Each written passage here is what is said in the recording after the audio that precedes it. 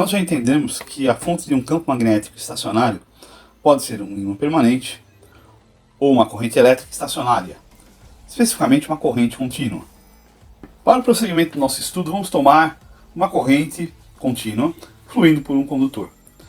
Vamos utilizar a regra da mão direita para identificar o que acontece com essa corrente sobre esse condutor. Na verdade, sabemos que a corrente, quando passa por um condutor, produz um campo magnético. Isso foi comprovado pelo experimento de Ørsted.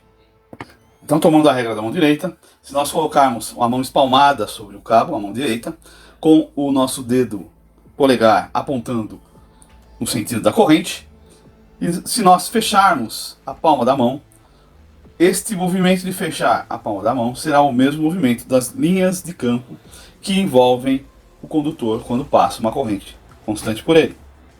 Essas linhas de campo são paralelas e fechadas, cada uma em si mesma. Temos linhas de campo concêntricas. E observamos ainda que cada uma dessas linhas de campo subentende-se uma região com uma intensidade de campo magnético. E que esta intensidade de campo magnético vai diminuindo conforme se afasta do condutor. Na verdade, diminui com o quadrado da distância do condutor, sempre no sentido do raio. Ainda podemos observar e adotar para manter esta nossa regra que a corrente entrando no condutor, nós adotamos como um sinal uma cruz, a corrente saindo um ponto. E colocando o nosso polegar novamente no sentido da cruz entrando no condutor, os dedos fechados da mão mostram as linhas de campo no sentido horário. E a corrente saindo pelo ponto, fechando da mesma forma os dedos da mão, com o ponto no sentido do polegar, temos o sentido anti-horário das linhas de campo. Denominamos B como a densidade de linhas de campo ou indução magnética, mas é mais comumente denominado B como sendo o próprio campo magnético. E o H é a intensidade magnética do campo. Ela se relaciona linearmente com o campo magnético, ou com a densidade de linhas de campo, através de uma constante universal, que é a permeabilidade magnética. Dessa forma, podemos enunciar as leis do magnetismo, sejam através do campo magnético B, ou da indução magnética, ou ainda da densidade de linhas de campo, ou da própria intensidade magnética H, de ambos os vetores. Os vetores são paralelos e se relacionam diretamente através da permeabilidade magnética. Nós ainda podemos dizer que a intensidade magnética é como se fosse uma influência na região onde se encontra do campo magnético. Podemos então prosseguir para a lei de Biot-Savart, ou, de uma maneira mais geral, da lei pontual de Biot-Savart. Nós demos a lei de Biot-Savart em relação a linhas de campo. Vamos fazer agora em relação à intensidade de campo magnético. A mudança é dada apenas pela permeabilidade magnética, conforme nós explicamos agora. A lei de Biot-Savart estabelece que a corrente que circula por um condutor, uma corrente constante, produz uma intensidade de campo magnético numa região próxima, e esta intensidade diminui com o quadrado da distância em relação ao local onde se encontra o condutor que passa essa corrente.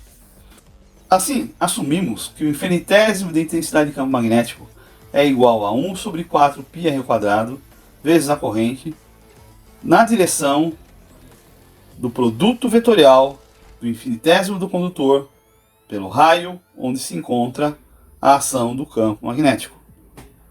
Observamos que essa é uma lei experimental. E como tal, sua comprovação se dá através da observação de seus fenômenos. Se olharmos especificamente esta equação, podemos identificar, conforme a descrição acima, a corrente, o condutor, no caso o infinitésimo de condutor dl,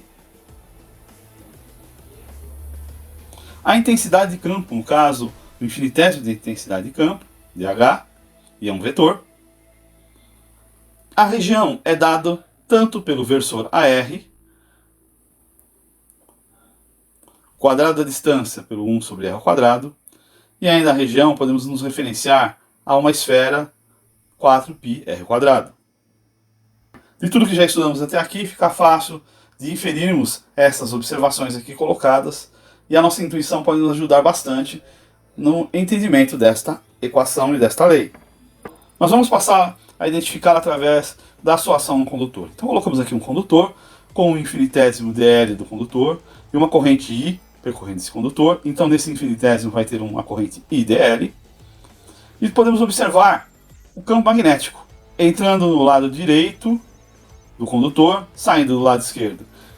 Nossa intenção com o desenho aqui é mostrar o campo magnético diminuindo com o aumento da distância do condutor, para refletir exatamente o seu enfraquecimento com o quadrado da distância.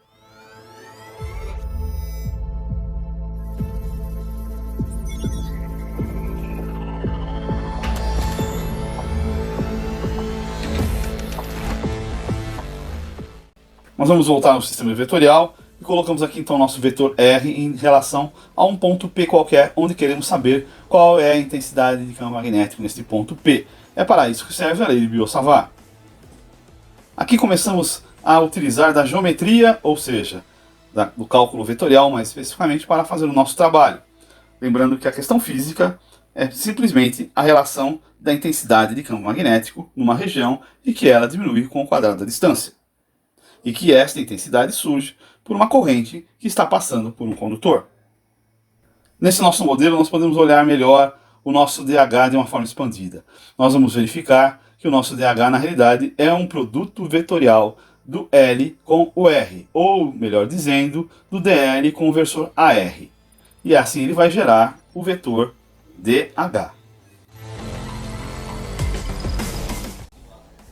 Vamos fortalecer o nosso entendimento colocando este modelo que acabamos de elencar num sistema de coordenadas. Então, a partir da origem, nós temos um vetor R' que sinaliza a porção dl, ou seja, o infinitésimo dl no condutor. Também, a partir da origem, temos o vetor R, que aponta o ponto onde queremos saber, conhecer, entender o que acontece em termos de intensidade de campo magnético nesse ponto. Podemos, então, assim fazer um vetor R maiúsculo saindo do dl para o ponto P, na direção do versor AR. Temos que R' mais R maiúsculo igual ao vetor R. Em outras palavras, R menos vetor R' igual ao próprio vetor R. Então vamos deixar de usar esse vetor R maiúsculo para usar o vetor R menos R'. E vamos continuar com esse vetor. A primeira coisa a fazer é identificar a direção do versor AR. Para isso nós fazemos a conta R menos R' dividido pelo módulo de R menos R'. Esta é a direção do versor AR, que é um vetor unitário. Portanto, agora podemos colocar o nosso DH em termos desses vetores. E ficamos com a seguinte equação. O vetor DH é igual a 1 sobre 4π, 1 sobre o módulo de R, vetor, menos R', vetor, módulo ao quadrado.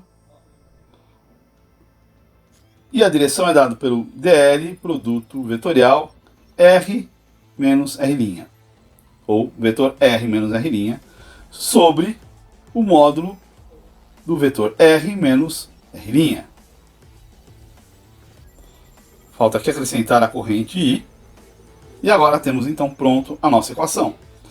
Trabalhando essa equação, nós acabamos que DH é igual a 1 sobre 4π vezes I, na direção de DL, produto vetorial, de R menos R', sobre o módulo de R menos R' ao cubo. Este é então o modelo básico da lei da magnetostática, a lei de Biot-Savart. Simplesmente estamos conectando um efeito elétrico, a passagem da corrente elétrica num condutor, com a criação de um campo magnético que depende diretamente desta corrente e que se enfraquece com o quadrado da distância em relação a onde ocorre esta corrente. E isso é bem interessante no magnetismo, ou melhor dizendo, no eletromagnetismo. Nós temos corrente, que é eletricidade, gerando magnetismo.